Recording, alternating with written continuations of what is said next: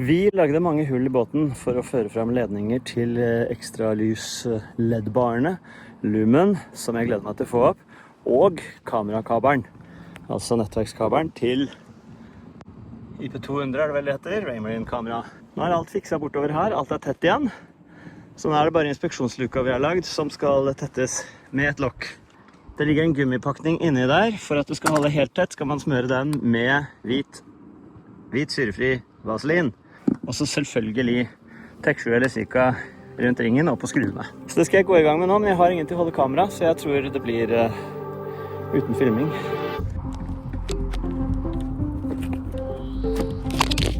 Ja. Jeg har tatt med masse Sika, kanskje for mye.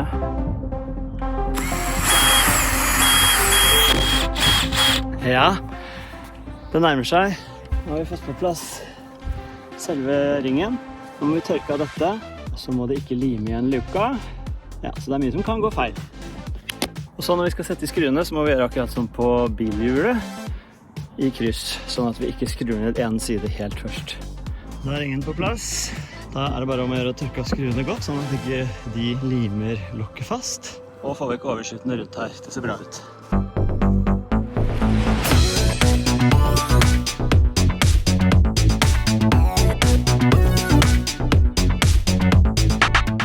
Det er den siste helgen før TN skal på land for årets service og bunnstoffing og polering og alt mulig. Så nå skal vi ta en tur, den siste turen før sommeren starter egentlig. Så da er flagget på plass. Om noen minutter reiser vi. Målet er Tønsberg faktisk i dag. Det er en del som har spurt om båtplassen vår, som ligger på Kjøkøy utenfor Fredrikstad. Og noen lurer på hvorfor jeg går så veldig inn fra siden og ikke langs fjellet. Det er rett og slett fordi at det er litt små marginer her. Det ser ikke så godt bortover der, men langs hele veien her så er det steiner, og vi ser liksom starten på en her. Den strekker seg lenger bak, så vi skal ikke mer enn en meter lenger bak før det kan bli litt trøblete for drevene. Derfor har vi laget oss disse tauene som er tilpasset, sånn at de ikke lar båten gå lenger bak, og ikke heller lenger fram. Ja, nå skal hun ha telefonkontakt. Da får hun det. Og så stikker vi til sjøs. Vi har en skikkelig vrien vind fra sydøst, og så sa jeg at bautauet skulle gå tidlig, og det var dumt av meg. Men sånn er det, en kapteins feilvurdering må kapteinen stå inne for og jobbe mot, eller for å redde situasjonen. Første sikringstau tatt. Ok. Da er vi fri. Da er vi fri, ok. Her er vi så vant til vest og sydvest, at sydøst, det ble en annen oppførsel. Da stikker vi til Tønsberg. Hvis man synes at jeg er litt pirkete på fender og måling, så er det bare for at jeg ikke vil at de skal ende opp sånn som det her. Ja. Dette er liksom testen på at sånn vil vi ikke ha det. Disse er året. Ja.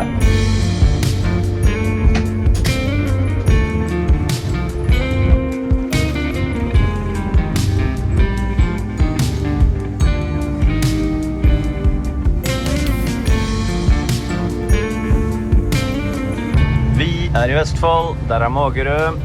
Det har vært vann på rutene, for det var absolutt litt sjø, ikke så mye, men det kom opp. Nå skal vi kjøre gjennom Rengensundet, og så er det inn til Tønsberg. God glede!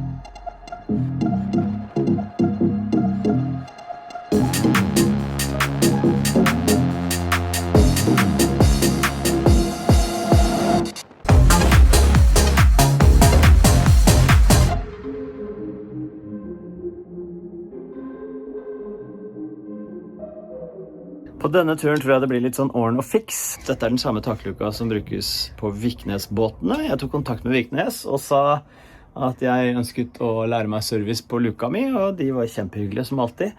Og jeg kjøpte en AirTech spray, det vil si det en Univar, men som Airtic anbefaler. Og det Airtic sier i sin manual at den skal smøres en gang i måneden i sesong.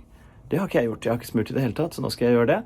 Det går et kjede inni her, men den skal smøres, og det står at den må smøres når luka igjen. Men når denne luka igjen, så klapper den jo ned, sånn at da får jeg ikke plass til å komme til det kjedet. Det prosjektet nå.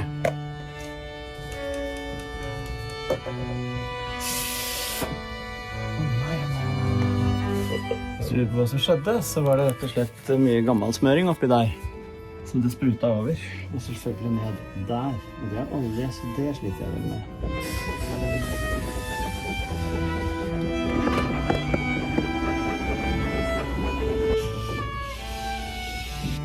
Suksess. Det går som bare det. Den går mye lettere nå. Det virket jo som om den ikke fikk strøm, men nå den helt myk igjen. Sånn den som i fjor, og det bra. I fjor var et bra år.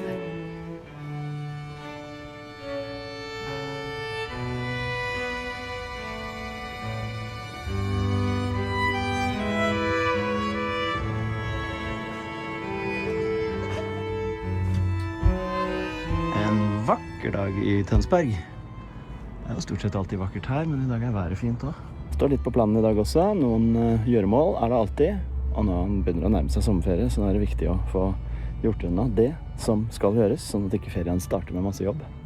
Det må jo sies å være et yrende båtliv i Tønsberg i dag. Så flott. Åpenbart en regatta.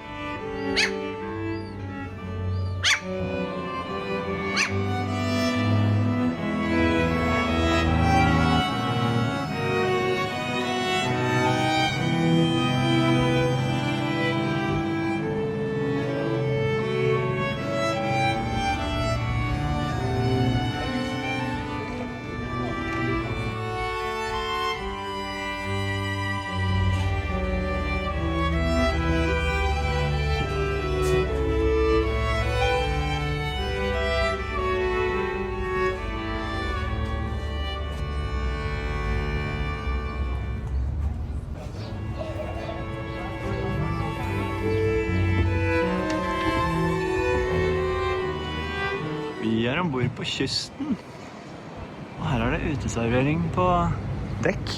Så utrolig hyggelig.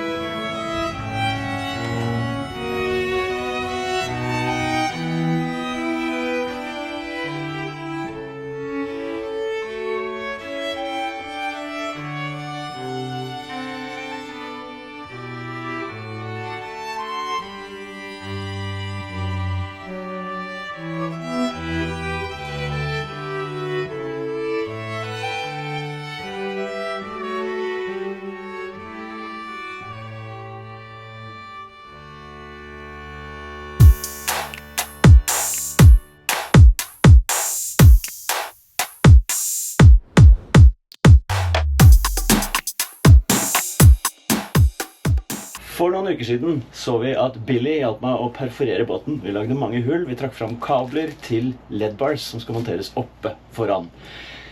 Du kan klikke her oppe i kanten nå hvis du vil se den episoden først, og så komme tilbake til det vi skal gjøre nå. Vi har delt opp installasjonen av disse LED-lysene i flere trinn. Først trakk vi kabler, nå skal vi montere lampene, og så ved en senere anledning skal vi koble dem til. Det gleder jeg meg veldig til å få opp. Carl fortalte jo selv for noen uker siden hvordan han sendte dem til billakkereren for å få dem hvite, for disse er jo i utgangspunktet sorte. Men det er jo noe man kan gjøre hvis man vil. Før vi går ut og setter den på taket, så er det bare et par-tre ting jeg liker å gjøre, og det er å se for meg hva skal vi gjennomføre nå. Vi må lage det hullet som ledningen skal gå ned gjennom, det må bli vanntett. Og så må vi lage hullene til brakettene, festene som denne skal stå på taket med. Skruer til festene med skiver, A4, så de ruster ikke. Og det tror jeg er det. Pluss denne til kabelgjennomføringen til lampa. Den har jeg også spraylakkert hvit, den var svart, eller grå. Så har jeg sett på tegningen, instruksjonene som sier pakning nederst på båten, skru fra hverandre den, føre ledningen gjennom en sånn, må vi bare finne ut av den som blir tightest rundt ledningen, og så opp i lampa, eller motsatt vei da. Så det betyr at vi trenger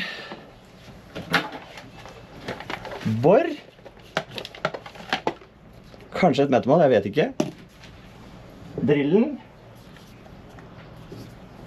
og helt til å begynne med nå, en stjernetrekker, så vi får åpnet den lille rakkeren der og sett hvordan vi skal gjøre det.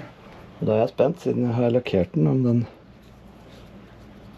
Ja, nå har vi jo Billy i bakhånd, så hvis jeg gjør noe feil her nå, så vil jo han kunne rette det opp, men det ville vært veldig surt når båten er helt ferdig.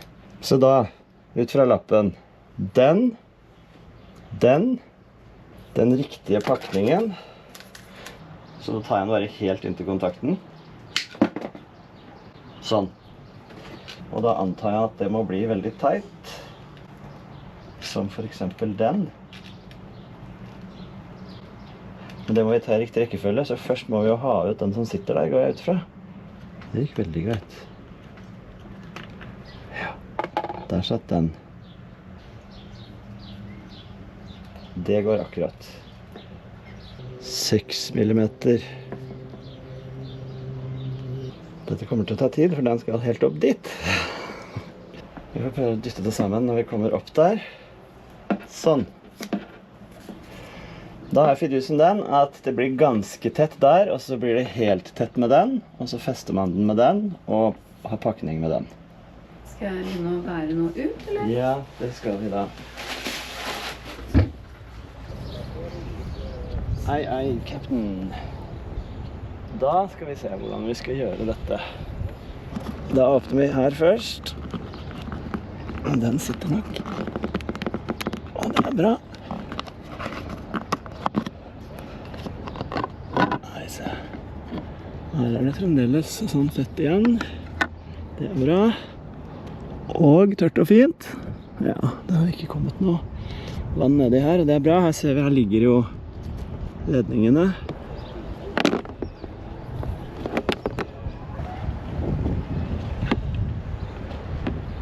Hvis vi kan ha dem sånn, så vil det gå bra, for da vil jeg kunne kjøre ledningen ned her. Her er det hult.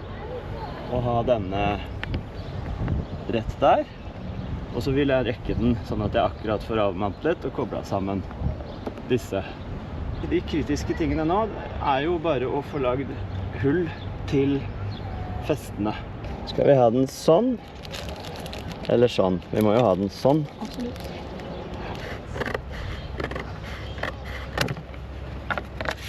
Sånn. Herlig. Og så er blyant. Ja. Hvis vi nå hadde klart å merke det under der. Ta bort lampa nå.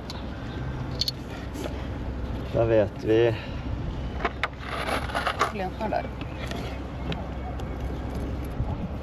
4 millimeter inn på pappen. Og så må vi måle avstanden. Mål over hullet på begge steder. 48,5 fra enden av hullet der til begynnelsen av hullet der. Da skal det være de to hullene der. Vil du dobbeltsjekke så ikke jeg tuller til? Da er det 2-3 millimeter til en av veiene. Men da blir det jo frihånd, det er jo For det er jo enden på lampa, så den skal jo da egentlig komme helt inn mot midten der. Nei, du nevnte bua bakover og rette fremover. Jeg synes det hørtes fornuftig ut, for da kommer den litt utover. Ja. Og da tror jeg noe sånt blir helt riktig. Yes, tegn.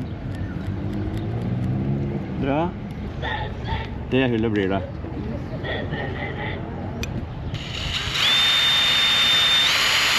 Nå blir det hull igjen.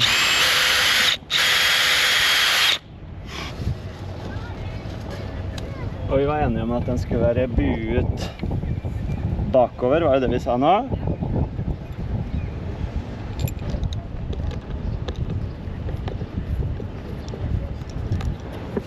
Kan du gi meg litt sika igjen, Lilly?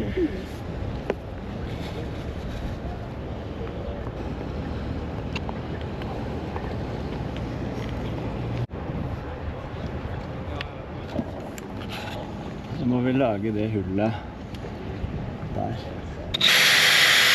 Sånn, vi bomma første gangen. Fra og med nå blir det kun ett hull per hull. Da blir det et dobbelt hull.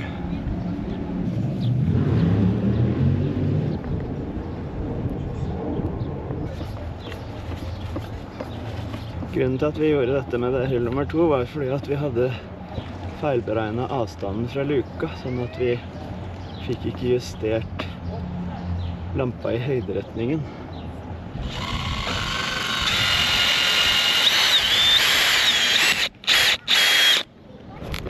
Nå biter det i glassfiberen her.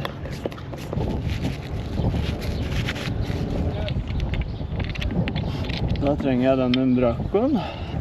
Dette tror jeg ble 100% perfekt.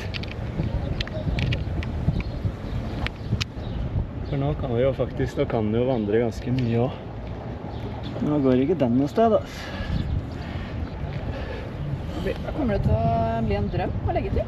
Jeg tror det, altså. Ok, men da lager vi det hullet her, da. Det blir der.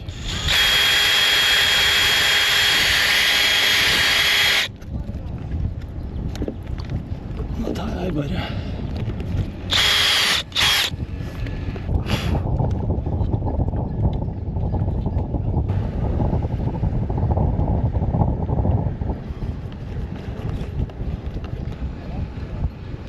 Ok, lampe nummer 2.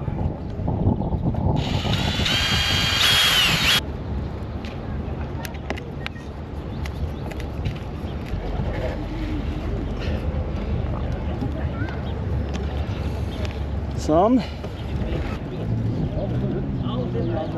Ser ut som man skal ganske mye mer inn.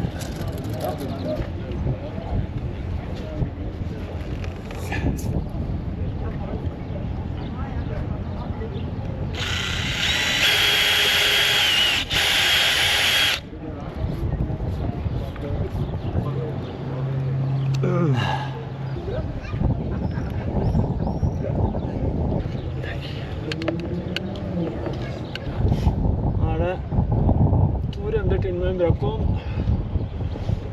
Så er lampe nummer 2 på plass. Sånn. Dette går ikke noe sted, altså.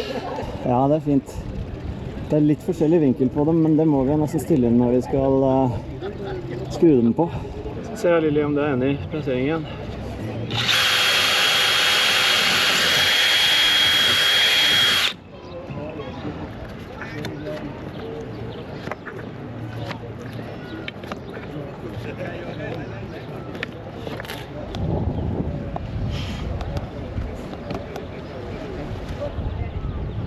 Siste finish.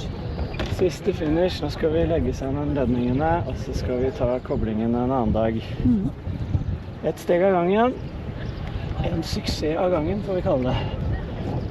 Dette gikk jo veldig, veldig bra. Her har vi syrefri vaselin. Det er bare for å holde det helt tett.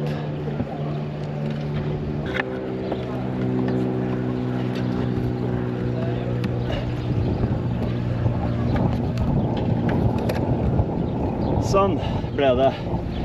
Nå skal vi bare få malt de ledningene hvite og få pusset ned på tekstsjuen og sånn at det blir jevnt og pent.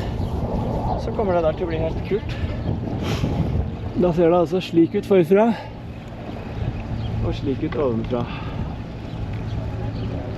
Supert. Jeg gleder meg veldig til å teste det i mørket, men først skal vi også koble på strømmen. Det blir en annen dag.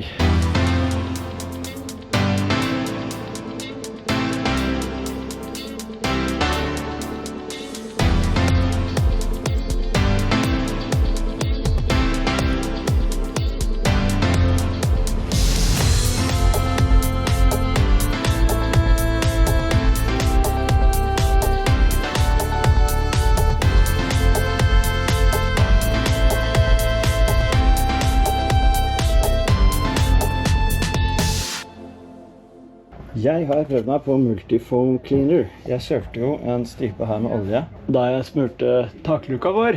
Og det har ikke gått helt bort. Nå skal vi teste denne, så ser vi. Rist veldig godt, står det. Nei, ristet veldig godt det. Så skal det stå i 20 sekunder. Og så skal man ta det av med en mikrofiberklut. Det ser jo, men jeg må ut som det ble bedre. Man kan se spor av den fremdeles, men nå lar vi det tørke, og så ser vi. Gøy! Jeg elsker når ting er lett. Det er ikke alltid der. Hører du meg? Jeg hører deg. Nå er klokka 14:30 snart, og det er tid for avreise fra Tønsberg. Vi skal faktisk til Rogna-Ringstad og legge båten der i kveld, for den skal opp i morgen tidlig, så det blir fint.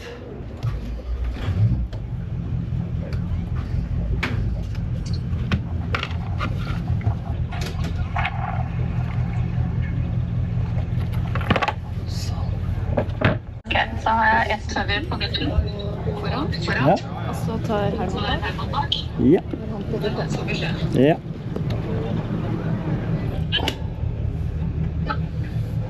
Et lite trekk fra øst. Så nå skal vi komme oss ut, fri av utstikkere og sånn, og så snu rundt. Da har vi fri foran. Ja. Herman.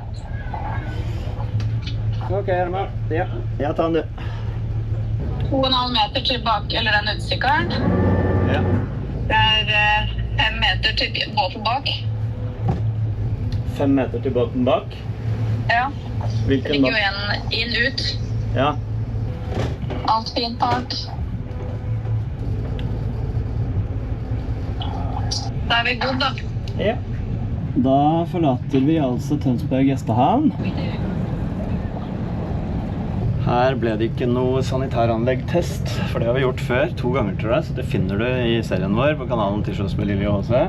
Men vi anbefaler plassen helt inne foran havnekontoret. Vi er 17 meter og hadde god plass. Du kan helt sikkert komme med både 18 og 19 der også. Tønsberg Gjestehavn, tommel opp fra til Sjøs. Bare å ta en tur.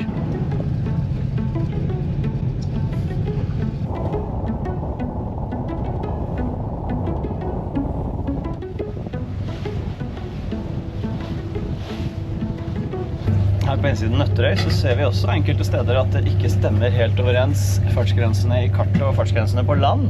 Og jeg er enig i at det er ikke noe å knote på en knop, men enkelte steder her så er det noen 100 meter hvor fartsgrensene er mye lavere, og noen ganger høyere enn det som står på fjellet. Veldig praktisk. Båtfart. Der ser du, her vi er nå er det 30 knop. Hastighetsbegrensning. Vi ligger i 8. Her har vi oppdatert hvor vi er igjen. Så grønt er 30, hvis vi er nærmere land, så ser du, da er det 5 knop. Og det står jo ikke noe om på land, men det står vel noe om det i sjøveisreglene.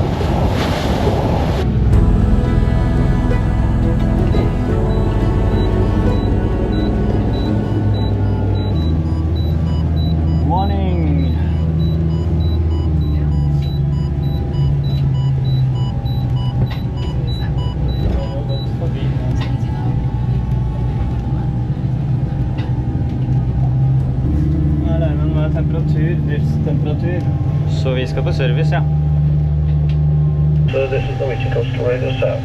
For additional maritime safety information, please listen to our transcript. On the bottom of the water,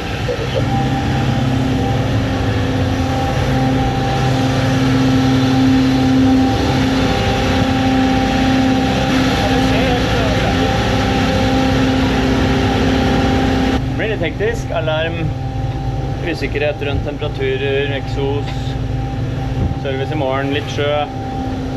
Ikke noe å snakke om, men nok til at det dunker og slår. Det går fint. Det er godt vi ikke skal til helt til Skagen i dag. Ja, da har vi fått snakket litt om situasjonen og sett litt på dataene. Det er 5 grader varmere i styrbordmotor. Det var den som ga alarmen, og det var en motortemperaturalalarm. Jeg rakk aldri å se hvor mange grader den slo ut på, men da vi gikk ned så var den på 85 grader med en gang. Og vi kjørte helt problemfritt på 90 grader til Tønsberg. Så jeg lurer på om det kanskje er et eller annet med impelleren på styrbordmotor til vannpumpa, eller noe med filteret, for vi ser også at det er større vannstrømming, mer bevegelse i vannet på babord motor, altså kjølvannet inn. Så det rapporteres i morgen tidlig til serviceteknikerne hos Ragnar Ringstad på Gressvik, som jo skal ha opp båten. Det skal jo gjøre service i løpet av, altså når det har gått et år, og det har det jo gått et drøyt år. Ikke noe alvorlig. Situasjonen under kontroll. Det er på tide å si takk for turen. Vi nærmer oss hjemmehavn veldig raskt nå. Oppgavelisten er lang før sommerferien, som nærmer seg med stormskritt, så nå er det bare å glede seg. Det kommer mer.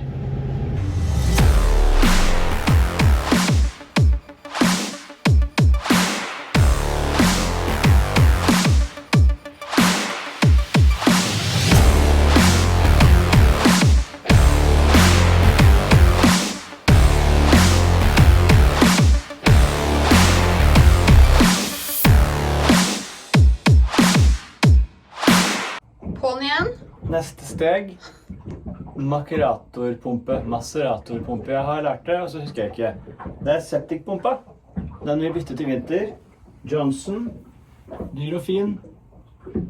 Og akkurat nå ikke helt grei. I enden her så kan man jo vri pumpehjulet selv.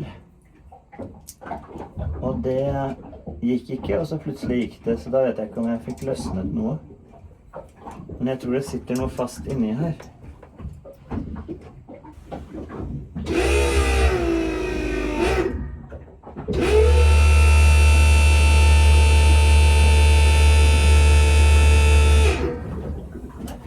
Jeg fiksa det! Hurra! Først så skjønte vi ikke problemet, og så, når vi skjønte det, så var det plutselig løst. Men greia er, når du har en sånn septikpumpe, så skal du på de fleste av dem ha tilgang til selve akselen på kverna her ute. Ser du den? Og da tar man bare et skrujern og vrir på den. Og da kjente jeg at det var veldig motstand til å begynne med. Og så ble det ganske lett. Og så når vi prøvekjørte den nå, så gikk den jo vanlig igjen og gjør jobben sin. Nå skulle vi jo uansett ikke tømme ut septiken. Det var for å teste pumpa, fordi at vi ikke fikk det til å fungere på tømmestasjonen i Fredrikstad. Men vær klar over det. 300 meter fra land er den generelle regelen, men det finnes lokale forskrifter, så du må sjekke der du er. Og her hvor vi er, i Oslofjorden, så er det totalforbud. Hele veien fra cirka høyde Kragerø og over til svenskegrensa. Så det er fy-fy å slippe ut. Selv om vi satt og så på at Sarpsborg kommune slapp ut alt sitt kloakkutslipp i Glomma i flere måneder i vinter. Men sånn er det, man kan være uenig eller ikke enig, det er en regel, og det er ikke lov. Så den pumpa har vi jo egentlig ikke så mye bruk for, hvis ikke vi er i områder hvor det er lov 300 meter fra land, minst. Og nå er pumpa i orden igjen også, så da får vi bruke den når vi kommer i de områdene.